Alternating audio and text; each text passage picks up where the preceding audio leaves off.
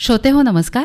श्रोतेहो आरोग्यम धनसंपदा या कार्यक्रमात आज आपण ऐकणार आहोत लहान मुलांचं मानसिक आरोग्य याविषयी डॉक्टर राहुल घाडगे यांनी दिलेल्या माहितीचा भाग पहिला. श्रोतेहो नमस्कार. लहान मुलांचं मानसिक आरोग्य वारंवार बोललं जातं, ऐकलं जातं, पण नेमकं असतं काय हे मानसिक आरोग्य? आणि मन म्हणजे तरी नक्की काय? तर आपण जे विचार करतो ते मन, भावना संवेदना म्हणजे मन, आणि त्या योगे होणारं वर्तन म्हणजे मन. आणि हो, विचार व भावनांवर जेव्हा आपण नियंत्रण करतो ते म्हणजे मानसिक आरोग्य, निरोगी मन. लहान मुलांमध्ये वैचारिक, भावनिक आणि सामाजिक पातळीवर झपाट्याने बदल होत असतात. त्यांच्या मनात एक वादळ घोंगावत असतं. मी नक्की कोण आहे? माझं अस्तित्व काय? माझं भविष्य काय असणार? करिअर काय असणार? असे अनेकविध प्रश्न त्यांना भंबावत असतात. जवळजवळ 15% मुलांमध्ये मानसिक विकार आढळून येतात आणि ही संख्या अजिबात कमी नाही. मुलांमध्ये आत्महत्येचे वाढणारे प्रमाणसुद्धा भीतीदायकच आहे मित्र. आणि म्हणूनच मुलांचं मानसिक आरोग्य पडताळणं, त्यांना समजून घेणं गरजेचं झालं आहे. मुलांमधील मानसिक तणाव. सगळेच म्हणतात की तणाव फक्त मोठ्यांनाच असतो आणि म्हणून आपण सहजपणे बोलतो, लहानपण देगा देवा मुंगी साखरेचा रवा. छान वाटतं आहे. लहानपणीचे दिवस आपसूक आठवतले जातात. पण अगदी तसंच नसतं, कारण लहान मुलांनासुद्धा तणावाला सामोरं जावं लागतं.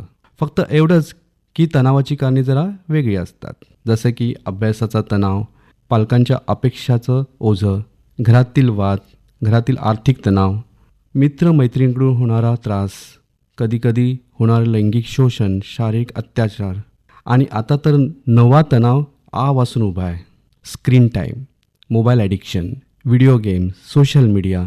हे सगळे तणाव आणि याच्यासारखे आणखीन तणाव, अनुवांशिकता, रासायनिक आणि हॉर्मोनल बदल यांची जेव्हा सांगड घातली जाते तेव्हा मानसिक विकार तोंड वर करू लागतात. तर हे मानसिक विकार नक्की कोणते? जसे मोठ्या लोकांमध्ये मानसिक विकार आढळून येतात तसेच मानसिक विकार लहान मुलांमध्येही दिसतात. जसं की डिप्रेशन आहे, एन्झायटी आहे, OCD ऑब्सेसिव्ह कंपल्सिव्ह डिसऑर्डर, ज्याच्यात एकच विचार पुन्हा पुन्हा येतो आणि एकच ॲक्शन पुन्हा पुन्हा होत असते.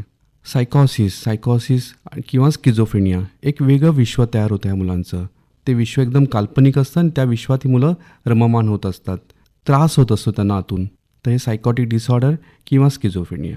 आणखी मोठा जो मानसिक विकार दिसून येतो मुलांमध्ये तो म्हणजे व्यसनाधीनता.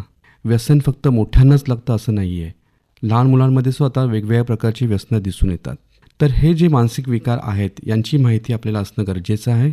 कारण की जर हे लक्षणं तुम्हाला जाणून येतील, कुठे तुम्हाला लहान मुलांमध्ये लक्षणं दिसून येतील, तर तुम्ही लगेच टाळू शकता आणि योग्य सल्ला घेऊन योग्य उपचार लवकरात लवकर करून त्या मुलाला आपण या मानसिक विकारातून वाचवू शकतो. श्रोतेहो, हे आहेत लहान मुलांचे मानसिक विकार.